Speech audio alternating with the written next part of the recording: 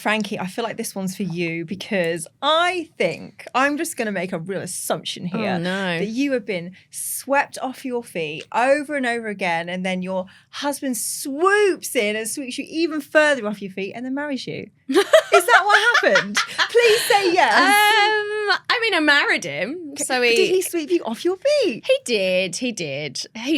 Yeah, he did. I mean, I say he did. Like, we did some really amazing romantic things. Like, I've always said, like, he's a really thoughtful person. So he okay, that's nice. Yeah, he did always think of like really good ideas and things to do. And like, I'd say he took me on dates that no one had taken me on before, like active dates and things like that. That sounds really boring, but it was fun and exciting. Do you know what I mean? Like, he wasn't just like, let's go for dinner. We always did something fun. Yeah. But he didn't tell me he loved me for a really long time, and we had this weird thing. Quite a few months. I think we were like practically living together. We were basically living together, and he used to do this thing where he'd say, I hate you, but in like a loving way. And I knew what he meant, but he just couldn't say it yet. And then I remember the first day that he said it, and I was like, you just said it. I knew that you meant it. Yeah. So like he was, but it wasn't all easy breezy. Like the first year, like it took us a long time to figure each other out. And like, you know, we both had our baggage from other things. Yes. But we kind of figured it out together. So it was romantic and lovely, but also, and do you feel like a movie. So that like the sweeping off the feet is like the honeymoon stage, right? Do you feel like it continued, or did it get to like that year in and it's like, oh, all those lovely things you used to do? Like, do you fancy doing them again? Yeah, like, we do always joke, like, you know, if you're out and you're with, you know, we've been together like 13 years or something now. And, you know, if you're sat in a restaurant with other people, and sometimes I'm like, oh, remember when we used to love each other like that? Do you remember that? Remember when you used to look at me like that? But then there's like certain things that, I don't know, it becomes a different kind of love. And then I think like like there's some things that I still make him do. Like when we first got together, he would pack my suitcases for me because he hated the way I packed. And then I'm not an unpacker, so he'd always unpack for me, and I still make him do those things for me.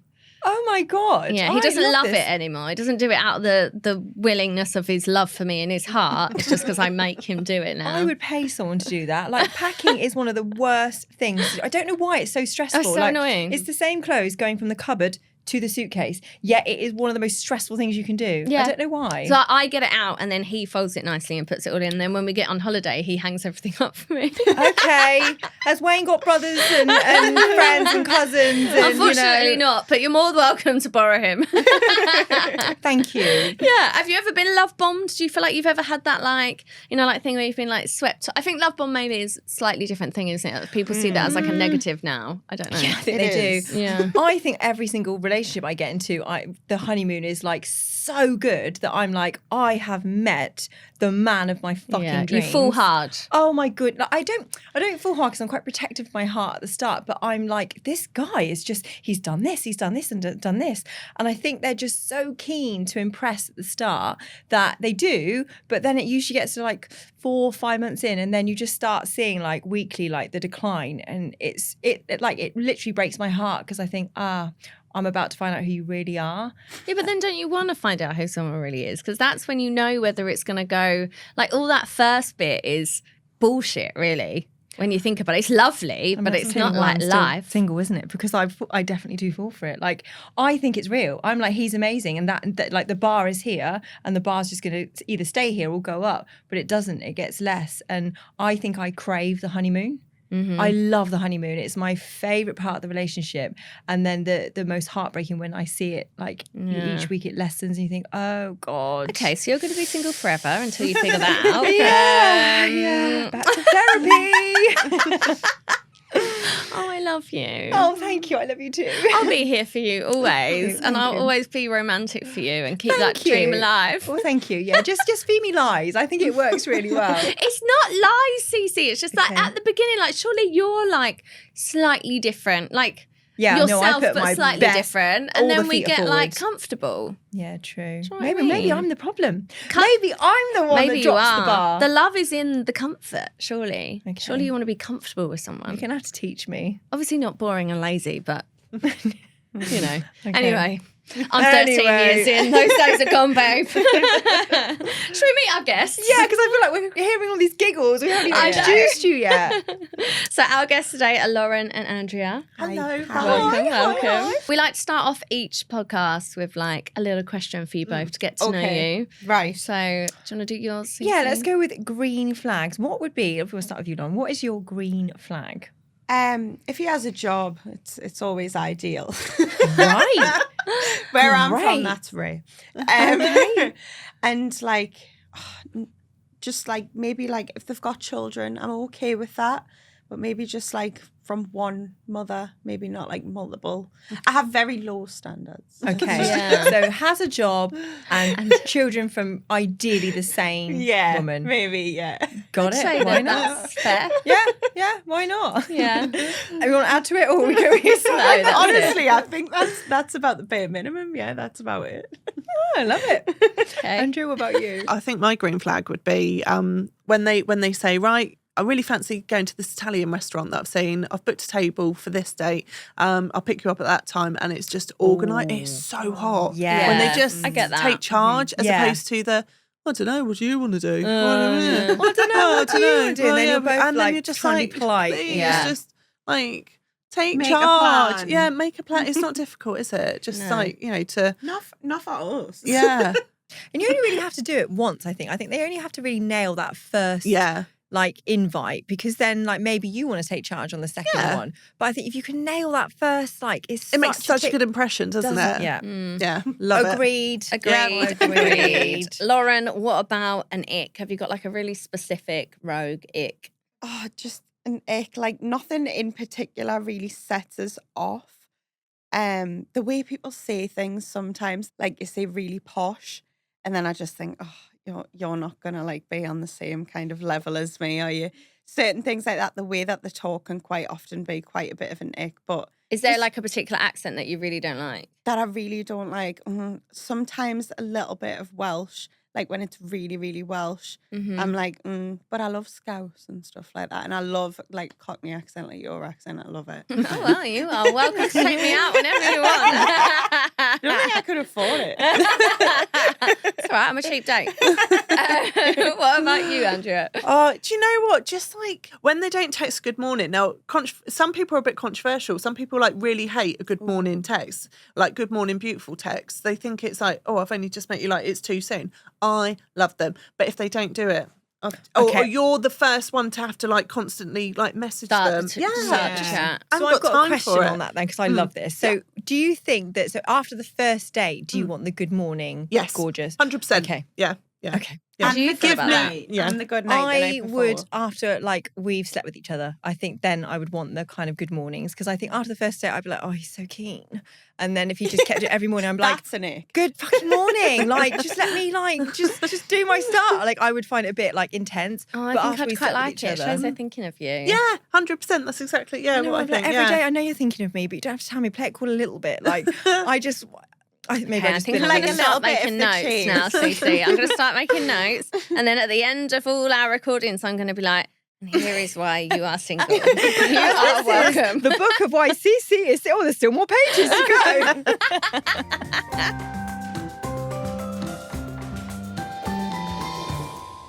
go. Should we start with Lauren? It's probably easier if I start with like my job, Okay. like what I do for work, because that kind of leads into what happens. So I used to work anyways in home emergency insurance. So like sending contractors to emergency jobs and things like that. And you used to get quite a relationship with them. You'd have to build up. The company kind of encouraged you to flirt, so to speak. It was an office full of young women and a network full of almost middle-aged contractors who were men. So their kind of business dynamic was to sort of encourage you to flirt if it would get work, if it would get the job done, if it would get them to go to the jobs. So you were encouraged to kind of be extra friendly, so to speak. So I did. What a strange concept. I know. I mean, I get it. It's not healthy. No, yeah. Okay. So I got speaking to one of them, and we got quite close and would talk all the time. You would do a lot of favours for me. I would help him out. It was a give and take, and it worked quite well in a business way. And was he like a middle-aged man, or was he kind of similar age to No, you? no, he wasn't actually that much older, but I didn't know at the time. Like, I didn't even know what he looked like. He I just didn't spoke know. on the phone. All just a voice. So that's like all I Isn't knew. it mad what a voice can do? Honestly, I've never known anything like it. So he used to say things like asking us out and stuff, and I would just be like kind of brushing it off because it was my job. So we got to talking, we were speaking for a while. I ended up giving him my mobile number. He always asked for it, and I was like, I could get in trouble for this. Like, there's nothing in my contract to say that I will, but I could, and I feel like it's not the right thing to do, so I'm not going to do this. Anyways, I ended up caving. We've all been there. He beat you down. Yeah, he did. He wore us down. And then I went on a night out in Newcastle with me friend, and I bumped into these boys from London. And I was like, oh, like, obviously, I've always had a thing for the accent. So that got us like straight away. I was like, right, okay, well, I'm ruined here, aren't I? So I got to talking to them, and we had a few drinks, and we went back to their apartment and stuff like that. And somewhere within the night, I clicked on that they were his employees. What? So he owned the contractor company. Wow. These were his employees and his employees' friends. And ended up starting to go out with one of them. So let's call the contractor the contractor. the contractor. The contractor. And the other one, Should we give him an alias? Londoner. Londoner. Okay, contractor and Londoner. The Okay. contractor's the one you've been texting you've never met. Londoner's the one you met on the night out. And how long at this point have you been talking to contractor? I'd probably known him for well over 6 months and talking to him for work reasons on a regular basis, and it started to get more and more. But Okay, sorry, can I ask, were you talking to him out of work, or was this all just... out of work and in work. So you're both. kind of in a phone relationship Yeah. with him? Yeah. Right. Yeah. And he didn't like that you were talking to Londoner. No, because he knew Londoner and he knew a lot about him, and he obviously, his employees were like best friends with him.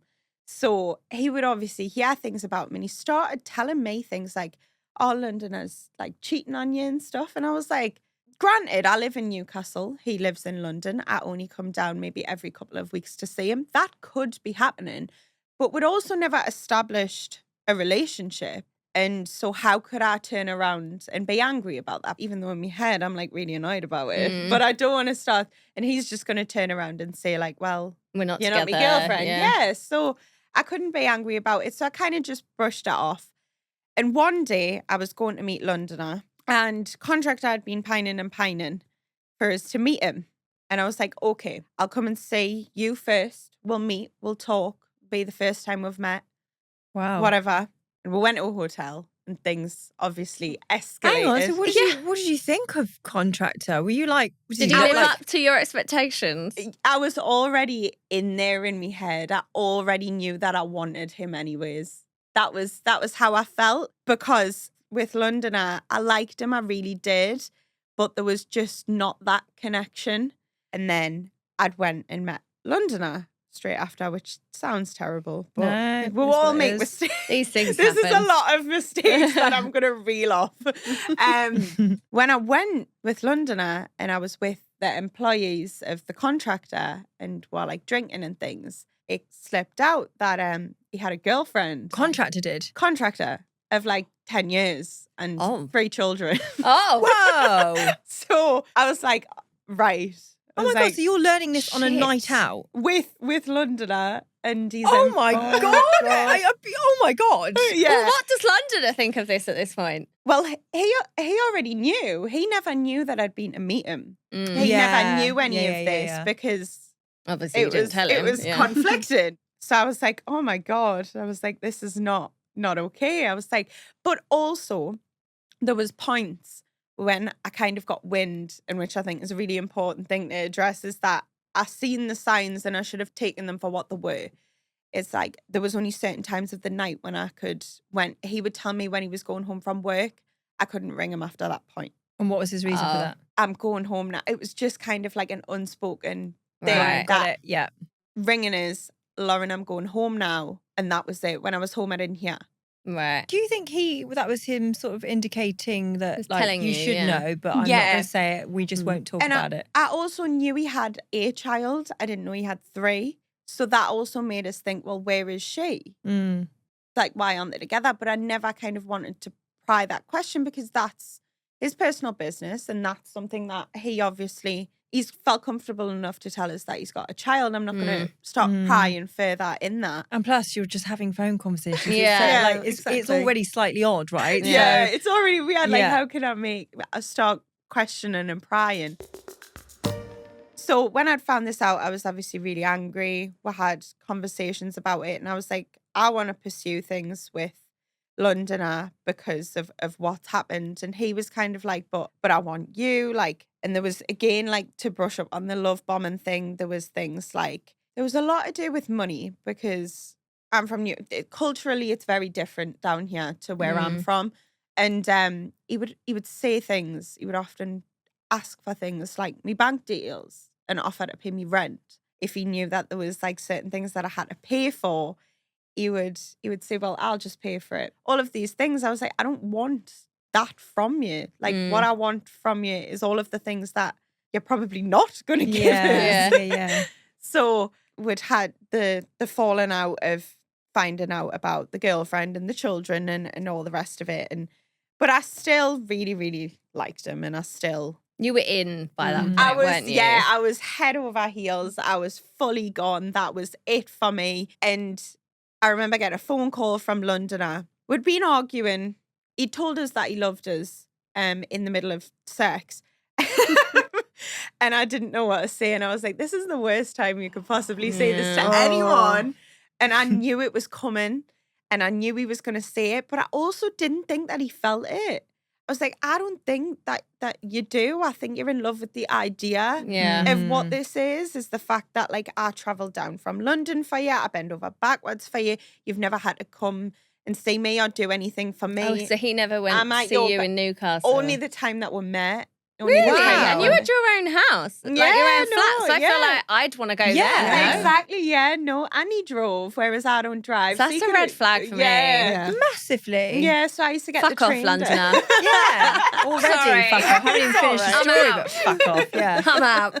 So there was the stories of him like potentially cheating on us, but all of these stories were coming from contractor. He was like, oh, well, my employees have said that Londoner's been up to this, and this at the weekend with so-and-so.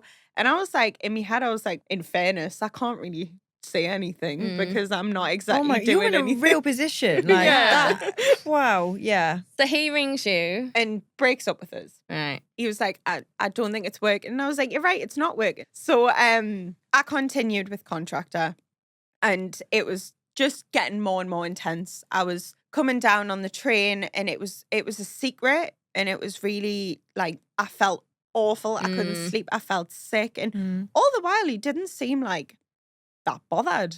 Like, he didn't really seem to care. He was just all this kind of like, I will leave her at some point. And again, I remember one of the times I came down and stayed in a hotel, and I would obviously refuse the taxi account that paying me rent, all the rest of it. And I almost missed my train, and I had to leg it to get on my train, and we'd been in a hotel. I got on the train and I got a text message from him saying, there's a present in your bag for you.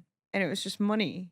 I think it was like £150 or £200 in £50 notes. And I was just like, I just messaged him and I was like, one, that is so disrespectful. Yeah. And two, I live in Newcastle. No one takes £50 notes. This thing's fake. If you're going to give it to me, give it to me. £5 notes. Yeah, I'm not going to be able to buy anything with this. It's also, I think I'm worth more than £150. I thought you were going to say a lot more than that. It was awful because I really cared about him, and it was just like, oh dear, this is not. I was like, it sort of knocked us a bit. I was like, I feel a bit sick. Anyways, he was working for us. He was doing jobs for us. We'd speak on the phone at work. Would speak on the phone all the time, and he was going on holiday. And I knew that because he was going on holiday, I couldn't speak to him because he was going to be with his family.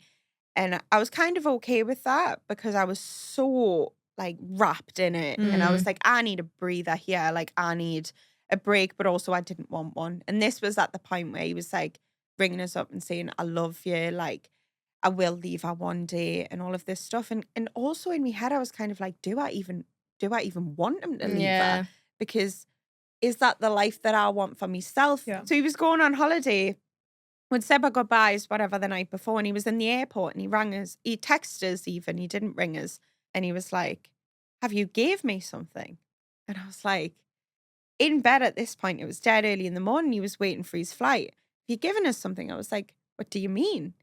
He was like, well, I woke up this morning and I feel like I've got something like an What do you STI, mean? like an STI. No. Cheeky And I was fucker. like, I was so offended. I was like, really?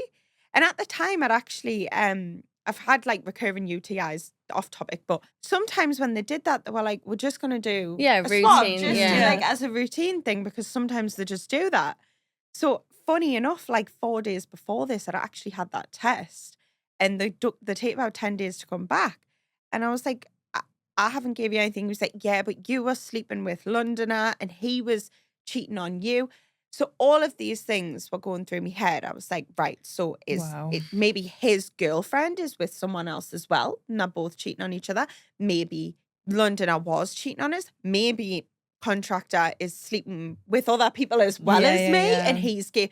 And it was going through my mind. He was like, right, okay, well, I have to go now. I'm getting on a flight. So that was it for 7 days. Nothing. No he just left contact. you on that, nothing. like, yeah, Like, nothing. I'm just going to drop you Nothing. this and then Yeah. just walk away. And did you get your results back in I that got time? my results back a couple of days later, completely negative, completely clear. And I was like, I'm not even going to tell him. Yeah. I was like, I'm going to make him sweat, because if he really thinks that he's got something, that's on him. I was like, 'cause I haven't.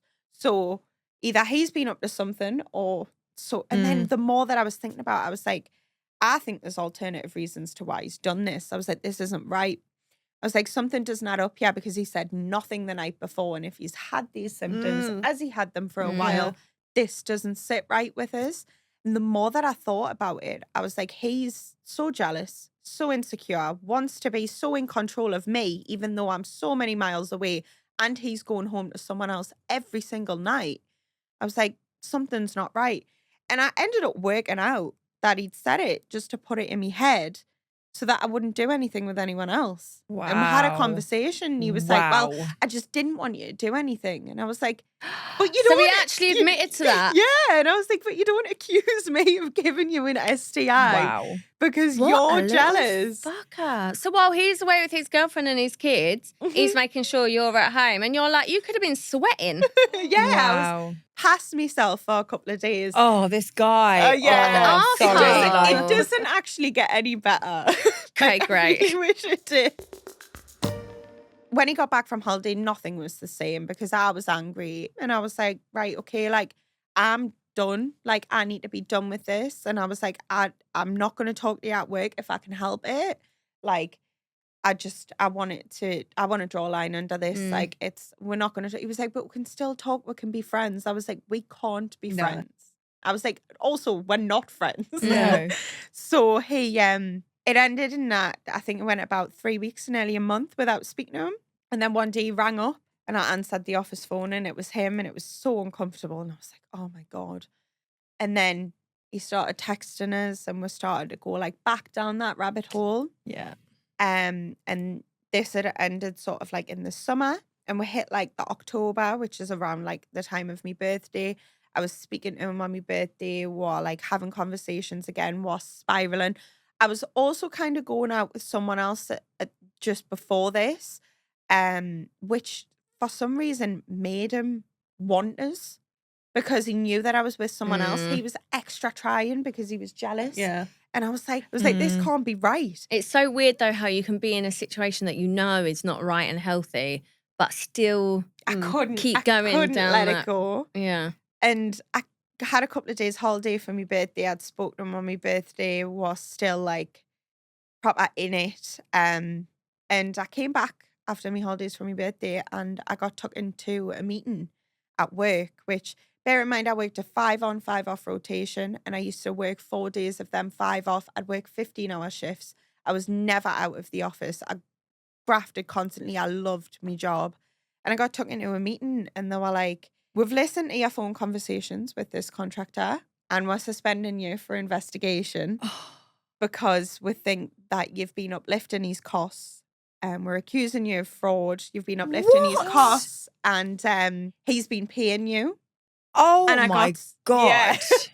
And so I left the office and I rang him. Gosh. And he just did not give a shit.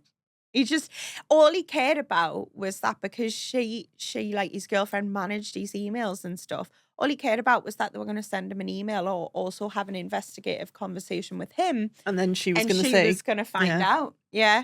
Did you feel like you must have felt so humiliated at that moment? I was mortified, and they'd made us like listen to calls that I'd had with him where it was flirty banter. And my kind of fight back here was, well, you told us to flirt. If I'd not been told to behave in a certain way by like middle-aged men in the office, 100%. if I'd not been told to behave in this way, I would have never ended up in this relationship in the first place, because there is nothing in my contract to say that I can't do this. And quite frankly, it's encouraged. So I was like suspended. Obviously, I could have lost everything. I could have lost my house, losing my job. I was like pacing about what was I going to do? Like, how was I going to sort this out?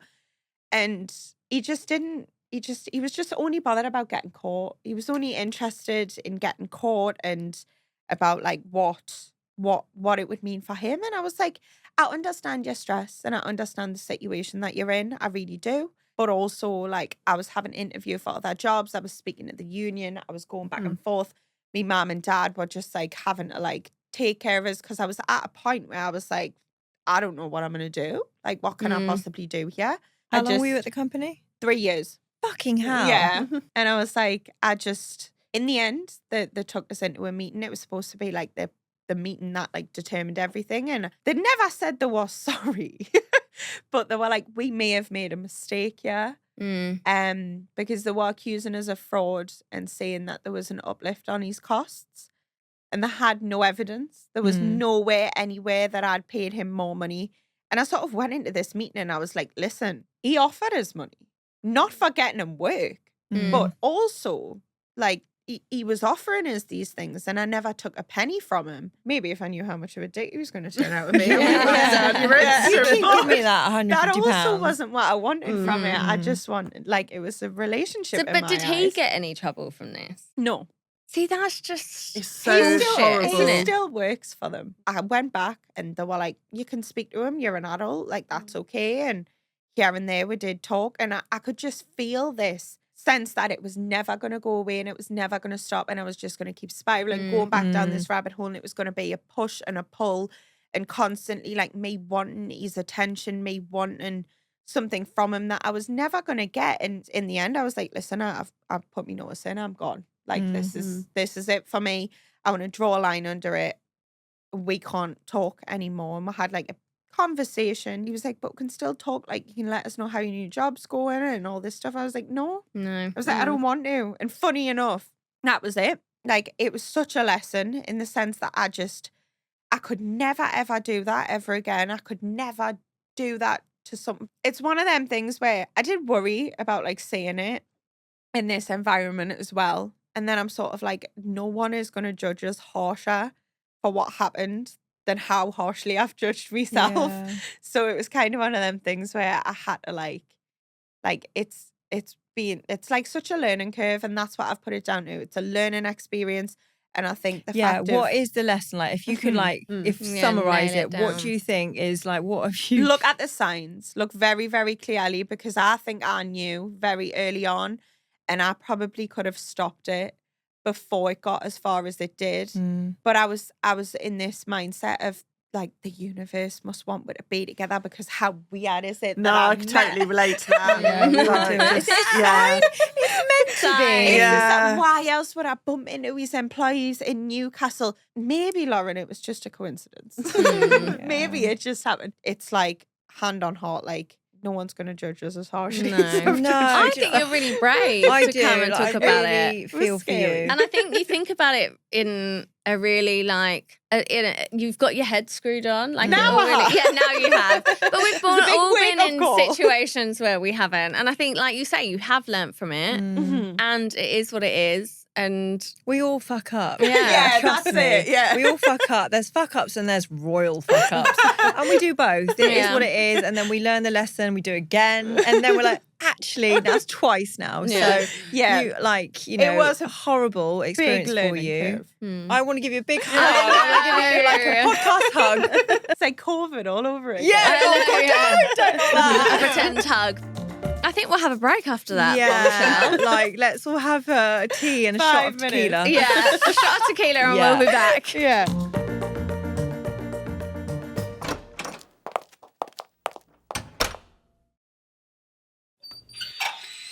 I just think Lauren's so brave. I think it's like quite a big thing to come on and say, I fucked up. Yeah. Yeah. And actually to like hear her perspective on how it actually made her feel really shit, but she still kept going back. I know. Do you know, it's like that thing where I don't want to like be like, fuck him, da da da, and he's an arsehole.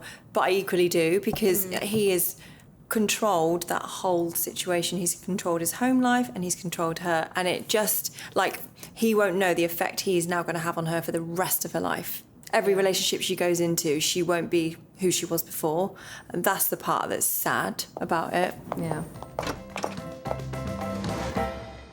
Andrea, it's your turn. We need Don't to feel hear any your pressure, by the story. way, because that was like, you know, we're all digesting. To be fair, she was saying like they're not that different. Yeah. Oh, really? So, I mean, my experience was sort of similar, but somewhat different. So, picture the scene, ladies. Yeah. Down. Right. Oh no. February of like 2020. I was married at the time, and in February we had the conversation of, I don't think this is working and we should go our own separate ways. How long had you been married by this point? We'd been married, I think, for 2 years, maybe. But together for about 7 or 8. But then we couldn't, I couldn't move out. It was lockdown, so everything was closed. So we were at home together, going through a lockdown, and couldn't even like you have a row with your partner. You go to work and you calm down, or you go over. We were on furlough at the time, so I had no work. Couldn't even pop round to my mum's for a coffee because, everyone of a certain age was isolating, didn't want to catch anything. And it was that time when Everyone it was really scary serious. and it was a bit scary. Couldn't go to Sainsbury's because, and usually if we had a row, I'd go to Sainsbury's. I'd go to Sainsbury's. That's how exciting my life is. Go to Sainsbury's and it was so busy. But it wasn't. I'd go there, I'd sit in the cafe upstairs and like have a coffee. Oh, bless and then like take 10 you. minutes to do the shopping. But I was like, I don't want to go home.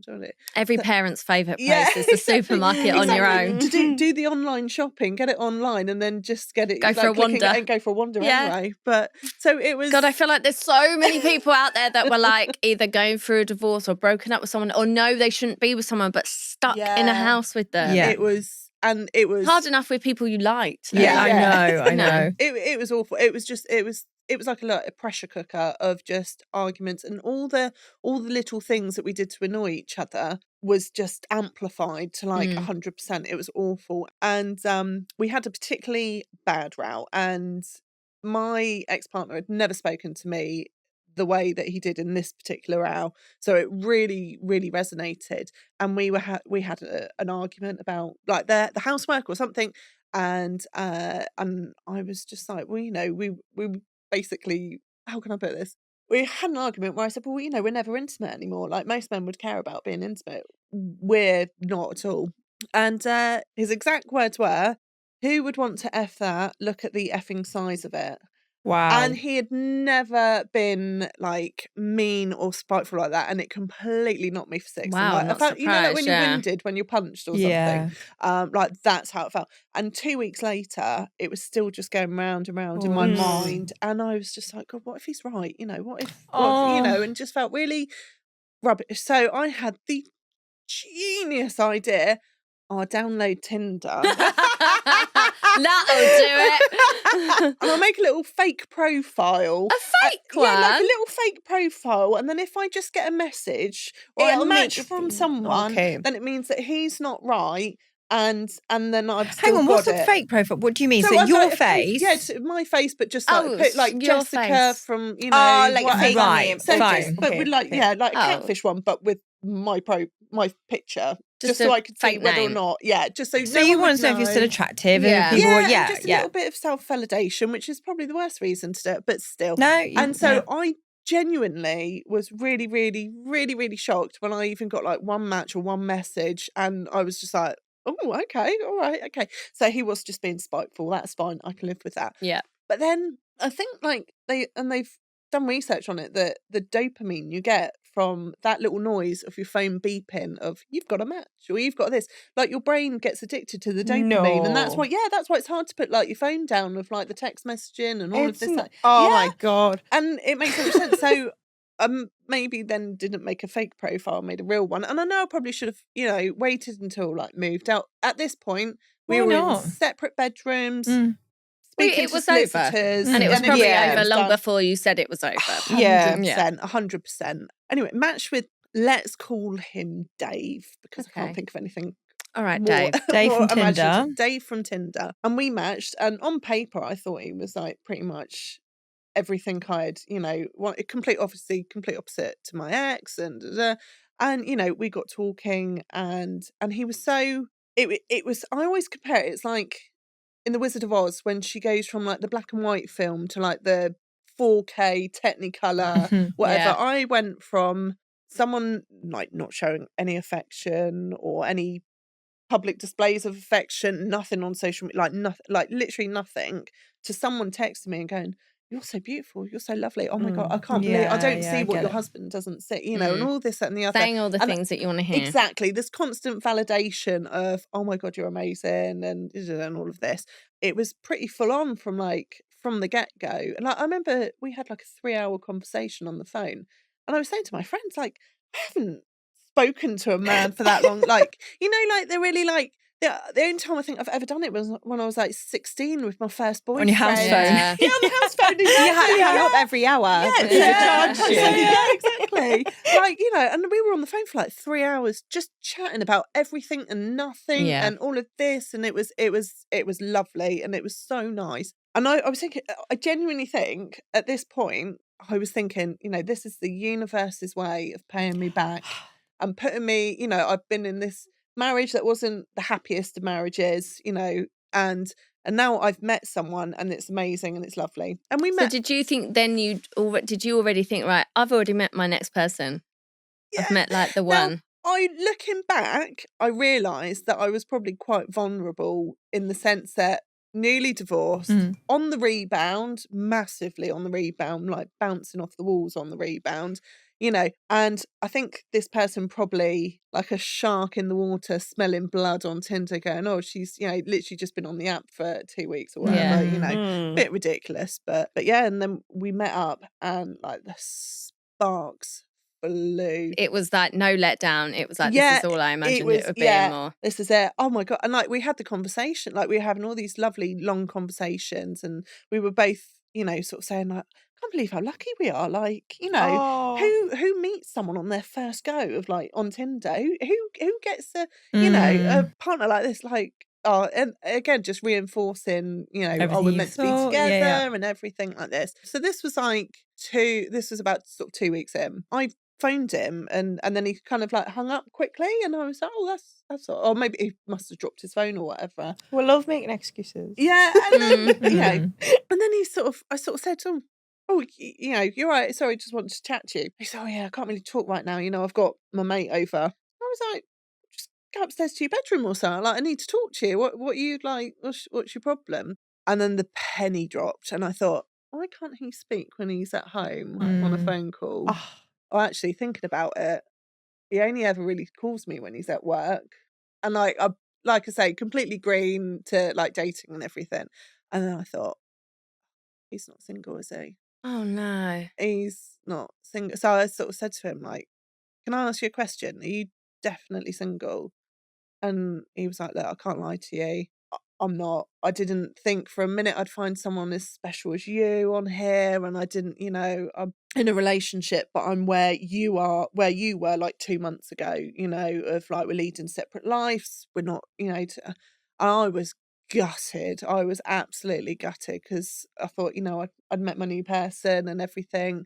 And then he was like, but look, I think I'm falling in love with you and all of this. And messaging was constant, like, please, look, I swear it's this, that, and the other. And, the messages were continuing, like, on the hour, every hour, of this. This went on for like a good sort of week. And it essentially kind of like wore me down a little bit. And I think because I really wanted to believe him. And so I think when you want to believe something, you'll tell yourself, you'll sort of justify what he's saying and rationalise it and stuff like that. Yeah. And you could rationalise anything. Exactly. Me and my best friends always say that. Long story short, I sort of stayed with him, even though it wasn't, how it was meant to be or what I wanted. But he was adamant. He was absolutely adamant. Look, you're going to move out soon to find your place. I'm going to leave, and and we're having a conversation with it. And he said to me, he actually texted me out the blue once, like while this was happening, and he said, "Oh, I've told her, and I was really shocked because I sort of, part of me wanted to think that he would, but then deep down, I think I knew that he probably wouldn't. But he was like, "No, I've told her that I'm on Tinder and I'm looking for someone, and we need to have a chat about where we're moving to." And he said that everything was in her name. So he was like, "I'm literally starting with nothing." So that was like, so it's going to take a little bit of time to, get everything sorted. But for one reason or another, they had a flat that they were sort of going to rent out, and he was going to move in there. And he was telling me all about, this life of, right, so I'll start there, you get your place, and then we can at some point move in together, and we're going to be so happy. Oh my God, like we've both been so miserable for so long. We're going to be so happy. Which is exactly what you want to hear. Yeah. Like you do believe it. It's the most basic saying, isn't it? Like we together are going to create something. We are going to be so happy. And you're like, oh, yes, light bulbs. Of course we are. Yeah, exactly. And you want to believe it. And like to the point, like we were sending well, maybe it was me because he's a man, but like sending Pinterest like screenshots of houses. Oh, our front room could be like this, and oh, do you like that colour, and how like our styles were going to mesh really well, and So how far in was this then? How long had you been talking? This would have been about sort of 2 months in. Like literally within the first month, it was "I love you." There was talk of like him meeting my son, and he was going to get like a really good car seat. He'd been researching car seats that were, and he was looking forward to being a stepdad. He'd never been. Have no children. Didn't have no children or anything together, thankfully. So, but he, all of this future planning of like, this is what it's going to be like. It's going to be all of this, and our house is going to look like that, and we're going to have that, and we go on nice holidays, and marriage was kind of discussed and everything. Had you met up at this point? Yeah. So by like, I think so you'd had that first date, and then first date of like, so first date was after like, I think it was 1 maybe 2 weeks or something. And then after we had that first date, then he dropped the bombshell that he wasn't actually single. Right. But they were leading separate lives, and he was leaving her, and he was, they're always leaving her. Yeah. They're always leaving her, aren't they? But it's like at the time, like just coming out of like a 7-year marriage, and online like dating apps weren't a thing when I met like my husband. So they weren't a thing when I was like dating like last time round. So I probably took everything as like gospel. Probably, I was naive. I was very naive. So at this point, so say I think about 2-3 months later, I was at the point where I could move out now, and I was like, right, I'm gonna get my own place. I was so happy. And then bonus, I've got this lovely new boyfriend who's like, is going to be moving in with me at some point. Oh my God, life is good. Like I could taste it. I was so happy. And but I ended up selling my car to get the deposit for the house to rent and all of this, and I'm getting it all done. And at this point, so my life is going forward, and I'm being proactive, and I'm saying, right, so I need to do this, I'm going to do this. And at that point, I started to notice that like I'm being all proactive, and he's kind of not. And I was sort of say, well, he's everything's in her name. I've got to start sort of setting stuff up, so I've got to be. And I was just like, but you've got a really nice car. Why don't you just sell your car, and like just even if you just get a banger to run yourself around, like, but it will get you closer to our future. And I'm starting to realize that all these things of like what he's saying isn't his actions aren't like matching up. Yeah. And I like that sort of feeling of dread and sort of thinking, am I just imagining it? But I was like, no, you're fine. My best friend, God love her, is a police officer. And during lockdown, they did lots of training about domestic violence. And they were doing training about love bombing. And she only told me this afterwards, but she was doing this training, and she sat there and she's going, yeah, he said that to Andrea, tick. Yeah, I remember Andrea saying that he said, yeah, oh God, I'm going to have a chat. And like and to be fair, I love her to bits. And she was like, So any time I would say, oh, you know, he can't move out, he can't do it, then she'd be like, but sort of why? And like gently kind of nudging me. She's like, I don't want to hurt your feelings or anything, but I just, you know, I want to protect you. And, you know, I remember saying to her, it's, yeah, what you're saying isn't anything that I haven't thought. But whenever I would sort of put that to him, he always had a reason or an excuse or whatever. And it was, and I think part of me was like, really don't want this to not be true, because by that point I'd signed up to rent a house, and I'd sort of said to him, I just want to double check, like I'm signing the lease for this house to rent. Now I can afford it for a few months, but are you like, be honest with me now, are you definitely going to be moving in with me, because I don't think I'm going to be able to quite afford it just by myself. Yeah, of course. Yeah, no, why would you even ask that? You know, of course, not a problem. Got the keys to the house, texted him, was like, right, okay, you can come over now. Like, got the keys, you can pop in whenever you like now. We don't have to, you know, worry. You can just come over whenever you like. Could not get him to come over. Couldn't get him to respond to text messages. Literally, just ghosted you. Just, yeah, it not quite ghosted, but it was like instant. I sort of had to text him and just say, look, I'm not putting up with this. Like, we were meant to be. Good though. Thank you. Good. Thank you. And like, I was like, I'm not putting up with this. Like, we were meant to be moving it in. We're meant to be doing all this stuff. And I'm feeling like I'm 4th or 5th list on your priorities. And like, this is not what I want. This is not what I'm going to put up with. And it's not what I'm going to tolerate. And and then he texted me sort of, it was the one text that he did actually text back straight away and was like, yeah, no, I fully appreciate where you're coming from. And yeah, I've just not really been in the right headspace. And I think I need to work on myself and all of this. Oh, and I for think fuck's he'd just sake. been waiting. I think he'd been treating me so badly, waiting for me they to do snap that. and so that I would do the dirty and I would say it. Yeah, they like to do that, don't they? Where So they're like, It was push you away. It was awful. It was awful. I think I was more heartbroken about that than the actual divorce. You know, all of a sudden, I this get that. future that was, you know, just been like the carpet had been like, you know, the rug had been completely pulled, and I was just left there in an empty house because my son was at his dad's, you know, most weeks or whatever. And I remember just like waking up crying, just going, I was meant to be like, this was meant to be the time I was with Gonna be Dave, really and we had, happy. you know, really happy, and it's just all gone completely. Do you think he shit. ever had any intention? No. No, looking back now, I don't think. I think he liked the attention. Yeah. I think he liked the idea of it, maybe. But I just don't think he ever had the bottle. And I also think as well, the sob story that I got told about is, I bet his wife is probably really, really nice.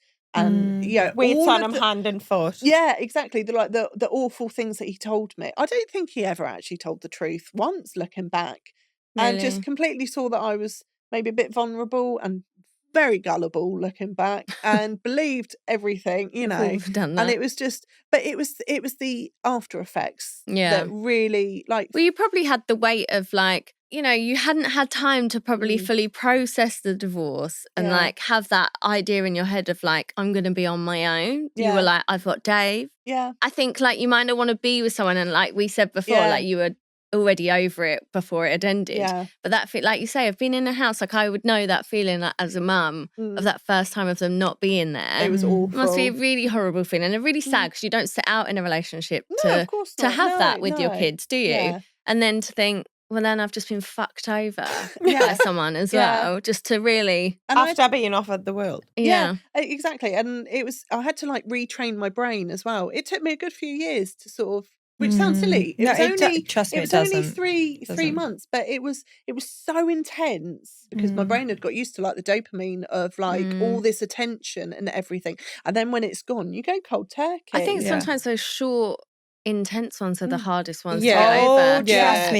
And Because then I think you it's the question it. humiliation You're like, of, but it was only a month. How do I feel like this only after a month? Even worse than like Yeah, long if it's like relationships, 5 years, it's like, well, of course, it's it's harder. 5 fucking Well, I years. looked into it. It's because where you're in the honeymoon period, you don't get that period. Like you don't get the period afterwards of like them starting to irritate you when they do Yeah, this or is them you just like feel the good. falling out of love with them gradually, or them irritating the you, good or bits. just so you're addicted to like the first honeymoon period part of the relationship, and then so that's why sometimes it's harder to get over a short thing. And I was really quite surprised, and I was so. And then after like having to, I'd sit there on my own and just be like, I really miss him. This was the time when and I'd have to go, no, Andrea, no, that relationship wasn't real. He lied the entire way. It was not real. You have to stop like romanticizing it in your brain that, oh, you know, I miss him. And it's not that contact completely ended. You know, he would occasionally like dip in with a text message. How are you doing? I really miss you and all that. Yeah. I was like, have you left her yet? Right. Fuck off and leave me alone then. Stop disturbing my peace. So should we close the tab then? To wrap all of this up, because these have been some stories, wow.